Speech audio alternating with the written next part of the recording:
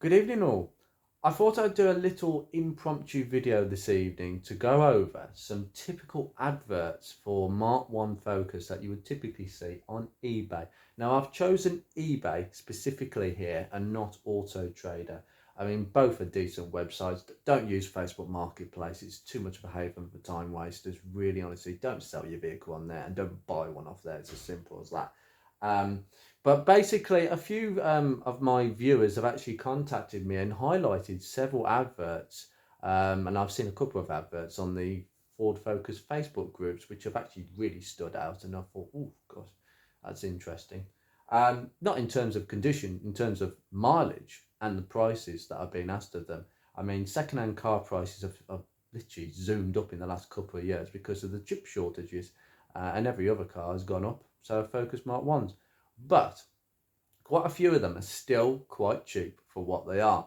And we're going to look at a balance. Now, I've got quite a few adverts that I've already pre-selected, and I'm going to take you through them just to show you my thoughts about the prices. And maybe if you are looking or thinking of getting another one, I was going to say that. I'm not looking personally, not at the moment. I can't afford another car at the moment. I've got a car that needs to be MOT'd, and I've got one car that needs a garage, so I need to get myself sorted there, and then maybe in the future. But basically, yeah, that's what we're going to do. Just a little bit of a glance through, and just to gather my thoughts a little bit. You could call this episode "Rinsing My Advert."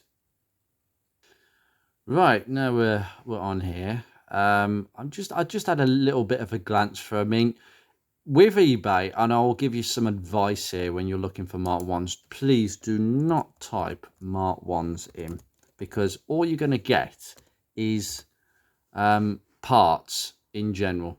Oh no, we've got one. Now, I've actually saved that one, and we've got some random parts as usual. You'll basically pick all this up. It really isn't any good to you. That one, though, now it's interesting. When someone puts in their advert that it's a Mark 1 Focus, I immediately think that is more likely to be an enthusiast, someone who actually enjoys their car and knows what more or less it's worth. So this one is going to be quite interesting. We are actually going to come back to this. I'm going to go through a list. But if it says Mark 1 Focus, I think ideally type in Focus Mark 1. I mean, you can go to cars. That might be easier. Yeah, and then we've got another one here, Mark 1.1.8. We're going to look at that in a second as well. I don't want to know about that. RSs are just ridiculously overpriced, in my opinion. Like every other fast Ford, not being funny. I might enjoy Fords, but I don't really think that certain Fords are worth what they're worth. But then, it's worth as much as someone is willing to pay.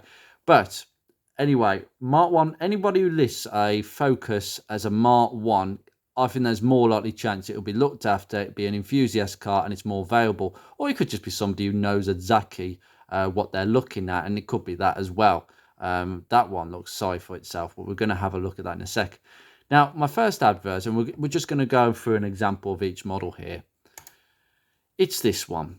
Now, I believe, Alex, if you're watching this, this is the one you showed me, I'm pretty sure. And I believe that this was on the Facebook Mark 1 owners group as being listed. Now, as you can see there, it pretty much says everything you need to know. We've got a 1.4 CL, which I believe is going to be quite a collectible car. That car is certainly going to be welcome at the Festival of the Unexceptional, because nobody really cares for the poverty spec CLs. They didn't really come with much, but they are Focus Mark 1s. They come with all the driving bits underneath that make a Mark 1 exactly what it is fundamentally, just without the flim-flam of electric mirrors and electric windows and some luxuries here and there. But essentially, you get a bog standard Mark 1 Focus. Now this one, 8,187 miles. Oh my God, that is... When I say low mileage is a good thing, there is a cut-off point. And I have to make this very clear. There is there's low mileage, and then there's two lower mileage. And my immediate impression is that this car has just it's not being used clearly, because that's basically what, a 21-year-old car, 8,000 miles. You do the maths, it's probably only done about 300 miles a year based on that.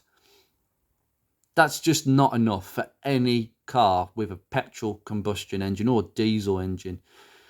You can't have them sit around doing little. It's not going to be an unbelievably great car. If you start putting the miles on it, you might expose quite a few issues, particularly around these engines. Now, these engines, these E-Tech engines, are not known for carbon, for getting carbon deposits and sooting up. Back in the day, it was quite a good piece of advice to take your car in an Italian tune-up. In order to burn off the carbon. The advice isn't really relevant today, and it isn't really relevant with these cars, but it does help, I find, taking it on a long, hot run. And that car has possibly not done a long, hot run in its life, because I suspect it's one owner. But let's just look at some of the photos. I mean, that one, if I could just, that's better. Right. It looks straight from the front. We've got something going on here, but that's all right. You get some paint defects here and there. It's not too bad. I can see more clearly. There's bubbling on the bonnet. That can happen.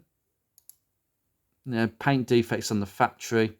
Not a great photo there, to be honest. Again, well, what I can tell, there's a dent here. I can tell that. I don't know if you could pick it up on camera, but there's a dent there. And most Mark 1s have got a dent there. I've dented my own one there. Unfortunately, it's quite a low area to bash your car in. On Focus Mark 2s, the bumper sticks up a little bit, so that will most probably be a bumper on a Mark 2. But on a Mark 1, if you hit it there, you're hitting into the metal, and it's a bit of a pain. Yeah, that's definitely a dent, but it's very clean, very clean. Can't see any rust at the bottom of the doors. These are the things that I look for. Okay, it's the first thing in the pictures. If you're looking for a Mark 1, look at the bottom of the doors, look at the sill lip just here. Okay, it's really important. Yeah, so there's a big dent there. That would have to be fillered. You can pull it out a little bit, but you would have to be fillered up and resprayed, the whole panel to be blended in really properly. Some scuffs there, but it's okay. It's absolutely fine. Oh, there's someone's actually. I don't like this when you can see the person in the photo. I think it's really amateurish.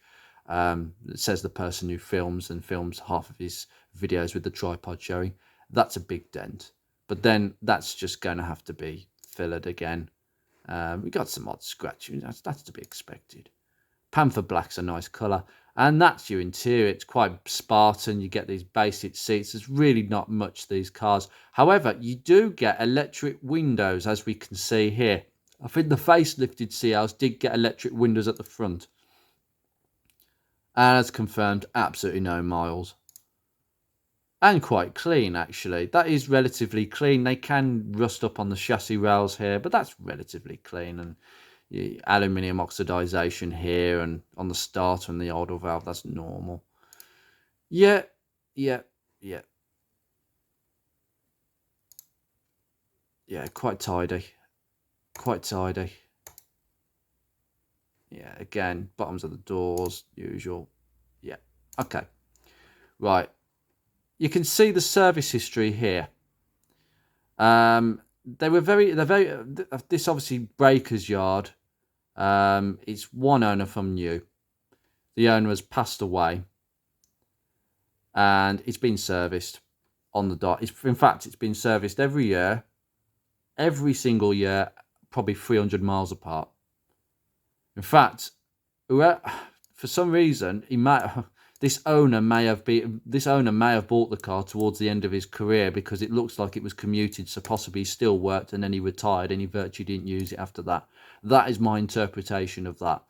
But obviously you can be wrong about that, but it's been serviced well, and I think it's an absolute cracking car. You just need bodywork. But for $4,000, I'm sorry, you are even if it was a 2-litre gear with all the toys, it's not worth $4,000. I'm sorry.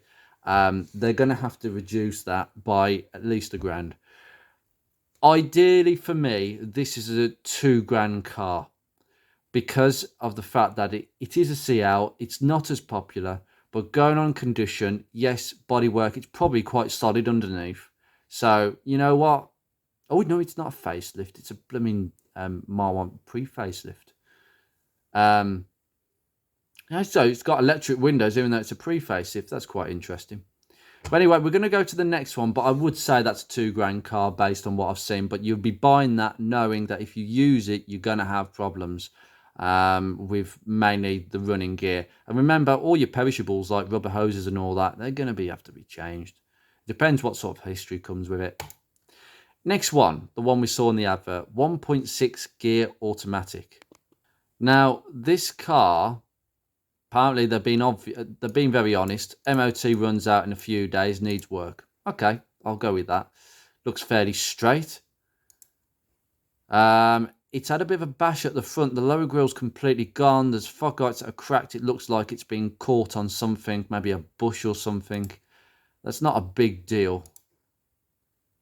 That's pretty tidy. Again, bottoms of the doors, yeah. That arch lip looks actually pretty good. So I don't know why I'm doing this. That arch lip looks really nice and clean. That's what you want to look at. Yeah, crap number plate. That's it, really. I like these nice gear examples. And the early gears have wheel trims. These nice wheel trims. Before the facelift example, and the facelift ones come with alloys. Now that's what I've noticed. Bottom of the door, usually they rot along the bottom there. They don't usually go there. And they've been very honest about it. They've shown a picture of it. Now, I would say, at a guess, if it's gone through that much, I would say the bottom of the door needs some new metal. Most people would just sand it back, filler it, but I would suspect the rust would come back. If I was taking that to a body shop, I would really say, like, you know, if you need to put new metal in, a strip of new metal, then it's required for the bottom of the door. It's as simple as that. Do it properly. Again, tidy. There's some scabbiness down here. They can get a bit scabby on the chassis rails, but nothing much. They can get scabby on the scuttle, but that's really clean. Honest, dusty, dirty, but honest. There's been a bit of a ding there. I don't know if the camera can pick that up. There's a ding in the bonnet. And yeah, it does look like it's accident damaged. As long as it hasn't gone through to, well, the power steering rack and the condenser, presumably at the front. Now, this is the bit I love about pre-facelift cars. You have this polystyrene cover in two pieces, so you get the spare wheel towing kit. I think the jack would go here, and it goes all around the wheel, and it goes underneath the boot well. You didn't get any of that. All that stuff was stored underneath the wheel on the facelift models, and that's always good to see. I like seeing that. 2 keys, all your books, and your service guide. Lovely. Nice to see. 93,000 miles. Clean. Oh, it's an automatic as well. See, that's even more desirable in some respects. It's tidied up well. No, that would be, I'm afraid that would be a new door card, but being a 5-door, it wouldn't be too much of a faff. These speaker grills are kind of riveted into the door cards, so you'd have to change that one. Original radio, I'd love to see one of them. Don't get me wrong, newer radios are more functional, you know, Bluetooth and your double dim, but I do like a good old radio. Now, no one's bidding on it. We've got 6 days left on it. Right, this is the problem. It needs a power steering pump and rack. The brakes squeak. That could be something, nothing. It's drivable, but the steering is very heavy and the pump is very noisy. Now, when I looked at this earlier, I'm thinking, how did they deduce that the rack had gone? Is the rack leaking? Is it jumping a tooth? Because if it's very heavy and the pump is noisy, it's just the pump. So I would, you'd have to speak to the owner if you were to buy that. But I would go with my own instinct and say, unless the rack is jumping a tooth, it's not the rack. It's just the steering, the power steering pump. Now, the power steering pumps are not known for failing, but you know, they can all fail if they run dry. And it's possible it's leaked to a point where it's run dry and hasn't been topped up, and then it's gone it's basically gone noisy because it's ran dry, and then basically it's lost its seal. It's not pumping as much. Front bumper low grille missing, broken. Bonnet has a dent. Very, very honest. Very honest. And I think for £500, a 2001 1.6 gear, new exhaust, I think that would be worth a bid. I really do think that's worth a bid. And you can still get some bargains at this lower end. Exactly what I was saying before. Next one, a later one. A facelift 1.6 manual, cheap. Oh yes, they can. Well, a lot of these pretty much all Focus Mark 1 petrols are ultra low emission zone exempt. I can drive my Focus into Birmingham where there's a clean air zone, no problems. There'll be one in Manchester. I think there's one. I think there's a couple popping up. There's one in Bristol as well. Obviously, we've got the London thing, but I don't know what the London thing is like. I think the ultra low emission zone, these might pass. Somebody will know more than me. If you can drop in the comments, do Focus Mark 1s, can you drive a Focus Mark 1 into the ultra low emission zone? If you can answer that question, get back to me, because I'm a bit unaware about that. I mean, I don't live in London, so I'm a little bit hazy about that. But that's tidy. That's tidy. I can't see any sorry, do this again. I can't see any scabs all around here. Nothing on the grille or the lower sill or the front. No scabbiness along the doors. The 5 doors seem to suffer from scabbiness. I'm really not sure why in comparison with 3 doors. I rarely see a 3 door with scabby doors. Again, that's really clean there. This is what you want to look at. Any bubbling. Bit of a dent there, but it's not a massive one. That's tidy. I like the original dealer sticker on the back window. It's always nice to see. Again, tidy that side. Missing a little hubcap there, and they're very cheap. You can get them new. Yeah, that's tidy. Very tidy. It's what you'd expect. I really don't like these later ones. I don't like the big airbags. I think they look ridiculously bulbous. Yep. Oh, well, it's missing a few things. We need a boot carpet for one. I've noticed some dirt here. That is the sign of rust creeping in. I suspect that might be the reason for this car, if I remember. Let me just come down. It's done 87,000 miles, which is nothing for 1.6. Part exchange, usable condition, drives fine, does smell damp inside. Oh dear. Oh dearie, dearie me. That is not a good sign. Well, a picture of the engine. Yep, very presentable. Well, very honest. Again, you've got an aftermarket radio. Damp. Oh dear. Okay. That could be a number of things, but I suspect the boot is leaking on that, like they all are. If it's damp inside, it could be a pollen filter seal, like I've told you before. It could be a number of things. $895, worth a punt at that price. It really is, and that mileage. I would approach with caution, but that is a very reasonable price. For that mileage, I'd expect a bit more, but there could be issues that they are not being honest about. It clearly is a Part X car. They probably know there's a few issues, but they don't want to say on the ad. This is where I think this is a little bit more vague. You've got to be careful of that. So caution on that one. Again, another 1.6 Zetec 5-door, 84,000s manual. Quite tidy. Magnum grey. Nice colour. Very suited to the ST170s, but yeah, a few scuffs down there. Let me just drag you in. Nothing wrong with that. Looks nice there. Looks nice there. Nice. Yeah, got a bit of the later Zetec seats. They did change at one point. They do tend to wear quite a bit, but the gear knob looks nice, not worn. Steering wheel looks pretty decent from here. The later steering wheels have got a real problem with basically blistering because of sun damage. I don't know why that is, but they definitely changed something about it. That's always nice to see. These things, if you got a locking cap, get rid. I got rid of mine ages ago. Just honestly, they just shear. Just get rid of them. Honestly, get some more nuts. Yeah, tidy. Okay, that's the end of that. What's wrong with this one? 1,195 for an 84,000 mile car. Well, I tell you what, 2 keys, HPI clear, MOT to November. That is a really good deal for that. I'd be selling that for more than that.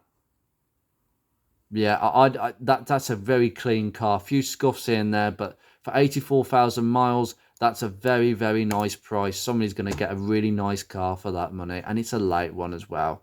Nice colour. Yeah, that's a really nice example. Next one, 2000 in Harvest Gold, possibly. I can't remember the name of it exactly. I think it might have been Harvest Gold. It's a love or hate colour, I would suggest. 1.8 LX, so you get the trims. Yeah, you get all pre-facelift. LXs get the wheel trims on Steelies. Let's jump in. Oh, hold on. 93,000 miles. Partial service history. Okay, so again, another one that's been not used. I don't know why we've got some paint discoloring going on. These two panels are a completely different shade to this, and the bonnet's gone as well. Maybe it just needs a polish up. It does look like it's had some panel replacements, this one. But then again, the roof is the same. So maybe it just oxidizes.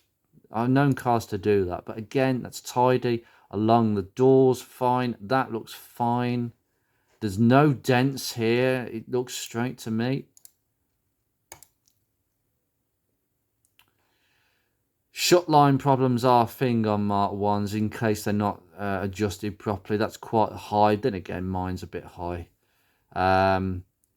Yeah, it looks true. I mean, look at the boot and then look at this panel. There's definitely some discoloration going on, and the roof. So it definitely needs a cut and polish. And I think that will come up nicely. That's nice. I like the fabrics on the earlier seats. I think they were made so much nicer. I think that the earlier seats were definitely made really well. I can't say the same for the later ones. Again, use what you want.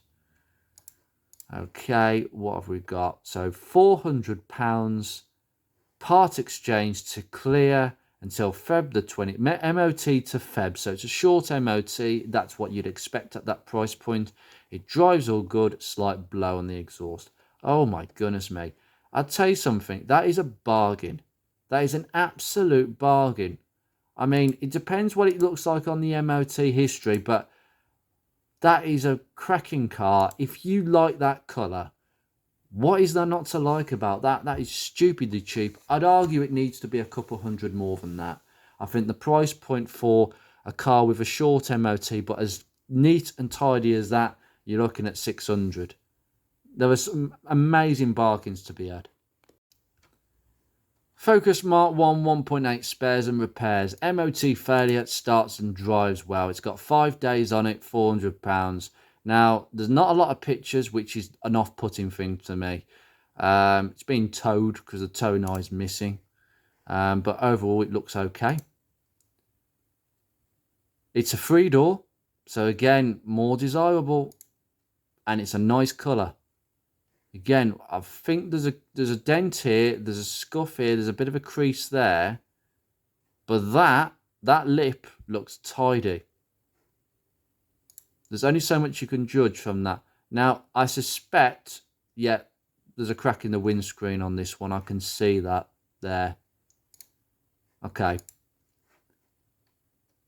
Right, so it's done 115,000 miles. The reason for the failure is the inner rear suspension component mounting corroding and requires welding. I'm afraid that is the typical rot spots that I've pointed out before. They rot around where the seatbelt mounting points are behind the carpet liners. That needs a plate. It could have spread. You won't know until you actually go and see the car. It's one of these cars you must see before buying. Front windscreen cracked low enough to not impair visibility, so that would be an advisory on the MOT potentially. So you'd have to you get it done, but it's not an immediate one. The fuel filler pipe corroded, can be filled and driven up to a third of a tank safely. Okay, if it's that corroded, surely it won't fill with petrol unless the hole is at the top of the pipe and not the bottom, because you just fill the car with petrol and you just hear it coming out the pipe. It wouldn't actually get in the tank. So I'm a bit confused about that comment. But again, these filler pipes, you can get them aftermarket for about 70-80 quid, or get a decent second-hand one, wire brush it up, give it some spray paint, zinc primer, rust treat it, zinc, stone chip, like I've done with mine. Mine's the original. And put it back on. It's not hard, and you don't need to drop the subframe. It's difficult without dropping the subframe, but you don't need to do that. You just twist it out the driver's side rear arch. Good engine and clutch. You know something, £400 for the windscreen, that will be probably, it could be 250 for both sides, or if it's only one side, but I'd probably get both sides done. If one's gone, the other will be not far behind. 250 for that, so 400, let's say 400 for that. You could probably get a heated one if you've got the electrics. 650, 720 if you fitted that yourself. You know, you could be left with about a car that's around 1,300 quid. I mean, there's a couple of bits and pieces in terms of bodywork, but you know what? At £400, that's worth a go for repairing. That's not a scrap car if it's not got rotten sills. So being a 3-door, it's worth having a punt if you're prepared for those bills. Now, I wanted to produce an example of every engine variant, and I thought this ticks not only the diesel box, but the saloon box and the very nice colour box. How unusual is this? This is located in Leicester. 2000 Focus Gear TDDI diesel manual. 995, £1,000. Well, this is, sorry, I'm gonna have to go across. I believe that's pepper red, but I might be wrong. I don't think it is. I think it's Colorado red, potentially. It's quite deep. It's a saloon, it's a gear, and it's a TDDI. Now, I'll tell you something. TDDIs are rare. Saloons pre-facelift are very rare. I don't know what the numbers are, but they'd be rare because saloons are basically probably about 5% of the population of Mark 1s across every spec. And it's a gear. I think that is an incredibly rare car, and with that colour, I think you're talking penny numbers. If there is another one of them in that colour and that spec, I'd eat my hat off. That's possibly the only one of its combination. And quite frankly, it's quite tidy. It's got the wood capping, it's got the fake wood fascia. There's nothing wrong with that. That's a Partex to clear. It's MOT to October 100. Oh my God, you're kidding me. 119,000 miles. TDDI, that's not running. These engines are capable of 300, 400,000 miles at least. I've seen some examples go for over 250 consistently. The TDDIs, there's nothing to go wrong with them. October 2023. I tell you what,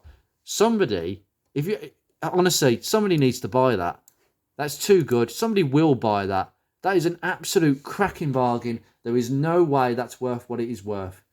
119k miles on a TDDI is like, it's like 30, 40,000 miles on a petrol Z-Tech, because that's the equivalent of what it can do and where it's at in terms of wear. It's running in as far as the diesel's concerned. Unbelievable. That's a really interesting one. And the next one is a really tidy example again. 2005 Focus 1.8 gear. Must be the best available. This is interesting.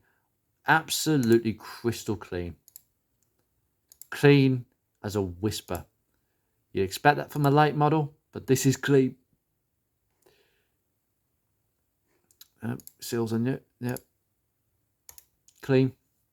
Clean. Not a blemish anywhere. Oh, it's got a double dim. That's always nice to see sometimes. Clearly someone's wanted to use it. If we go down here, 112,000 miles, so it's been used. Full service history, exceptional condition, uprated radio, bought from a friend's father 18 months ago, had it serviced and maintained every year he bought it, from which included a new cam belt. That is always great to know. It's not a big deal because they're so easy to change, but it's good to know. Tow bar electrics work fine. MOT runs out in March, but I'll get a brand new one done before it's sold. Wow. Okay. I think that's worth every penny. Every penny. And if they're going to get an MOT done on it, they're so confident it will pass, then that is worth everything. Arguably, I mean, the seller might be watching for all I know. £2,000. That's £2,000 motor. So whoever buys that for that price is getting a wicked car. Right. 2001 Focus 2-litre gear 5-door hatchback. Part X to clear. Always an interesting one because Part X's can be gems. £1,000. Few scuffs a lot. I can see that actually. Okay. Oh, and we've got a bit of corrosion on the rear door. Few scuffs there. Okay. Yeah. Yeah. Tidy. It all lines up really nicely on the boot. I can see it lining up nicely there. The telltale sign if a Mark 1 has been in an accident, and you only have to look at so many videos of mine to know that mine would be in a big of an accident, is do these shut lines line up? That lines nicely. That lines nicely. Okay? Because otherwise, when they have an accident, all these shut lines get moved over the other place. All over the shop, to be honest. Now, I have to point this out. These pre-facelift leather seats, they are made of a completely different material. They do tend to go cracky in that manner. I don't know why, but it's not a bad thing. They are so soft. I have sat in pre-facelift leather seats and the foam is thicker. The leather is more supple. There is definitely something not quite as good about the facelifted leather seats. That's tidy. What is wrong with it? Will be sold as seen. Repairs. Why does it need repairing? Because it looks to me like there's nothing wrong with it. It's not any of them. So that's an interesting one. Repair. Does it need repairing? How many miles has it done? 105. Well, that's another bargain. Leighton Buzzard. Somebody needs to bing that on. That's another one. Now we have got the ST170. Right, now this one, I chose this because it's actually in the middle level, sort of where the values are at the moment for ST170s. They can be more than that, way more. So we'll just click on this. Again, Panther Black, fantastic colour for an ST170. Half leather seats, that's always good to see because a lot of the time when people chuck these out and put the full Recaro seats in, I just think, was that original or has somebody just chucked them in and thrown the original seats out? I really do argue against that. I think there's nothing wrong with the half leathers. I know the Recaros are more desirable. I think if your car's got the half leathers, keep them. It's just nice to see an unmolested car. There's not really much to look at. I mean, it's just tidy. There's not really anything I can say. Panther Black will show every embellishment up, and that looks as tidy as any. 120k mileage, half leather in good condition, handles very well on Toyo Proxies with good tread. That is great to know. Sills have been repaired. That is brilliant. That is exactly what you want to see. It depends to what extent they've been repaired. Some people, when they say that, they mean like just a little bit of the rear end of the sill. Or some people say the whole sill. I think if it was the whole sill, you'd probably know about it. I doubt that anybody's got that much money to spend on these cars that they could have the whole thing done. It's thousands. I was quoted about £1,000 to have the sill on my Focus cut out because they basically refused to do the little end of it that needed cutting out. Long story that, but body shops again choosing They're worked very carefully. You have to be careful there. Yeah, honestly, maintained to a high standard, been a pleasure to own, and will do, the new owner proud. Please note, any silly questions offered will be annoyed. Yeah, I'm not surprised, buddy, because at that price, you should not get any piss takers. There will be, I'm afraid, but no. That, for me, could be an 18... I think that's a £2,000 car. Again, I think this is a £2,000 car, and it's just fractionally been undersold. It depends how long he's had it up for, how quick he wants to get rid of it. But he's prepared to wait, £2,000 all day long.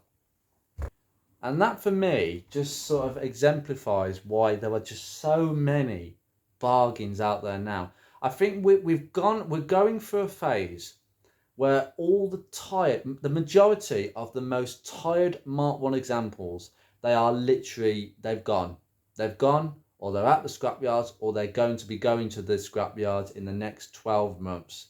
And we are seeing so many low mileage, very well serviced, 1 or 2 owner from new, with massive service histories, with some little dents in there and scuffs, but overall absolute bargains to get hold of. And for what you're getting, it is so cheap. I just can't understand why more people have not got on the Mark 1 ferry. It's so crazy what you can actually get for your money. Some of these have even tempted me looking through them. But I've just shown you some of the things that you kind of need to be aware of if you're looking to buy one or looking to buy another one. Don't let the missus find out. Along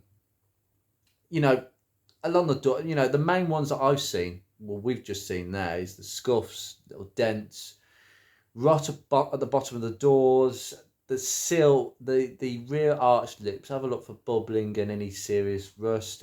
If they've got a picture of the boot, that's always a good thing, because often they'll take pictures of the boot to show that it's a good boot, not a bad one. So there's a lot of things that with adverts you've got to be aware of. Some adverts here are very honest. Some may be hiding a few things, particularly the Part X cars. I think Part X cars come with a lot of hidden features, if you know what I mean. But anyway, I'm going to end that there, but I thought that'd be quite interesting to do ad hoc, since I'm actually not working on the car this evening, but I thought I'd put something out just to put some insight in there. I might do this again, actually. It's been quite nice and quite interesting. It's been a while since I've looked at quite a few adverts with a keen eye. But yeah, Mark 1 values at the moment there's still so many cheap ones to be had. I mean, some of those examples, they're nowhere near under £1,000. I mean, some of the cars you can get for more that are worth more than that. I mean, I've seen some Vauxhall Corsas worth more than that, and I just think, no, it's just wrong. How can a Corsa that age be the same sort of value as a £1,000 Focus? They're not comparable, are they?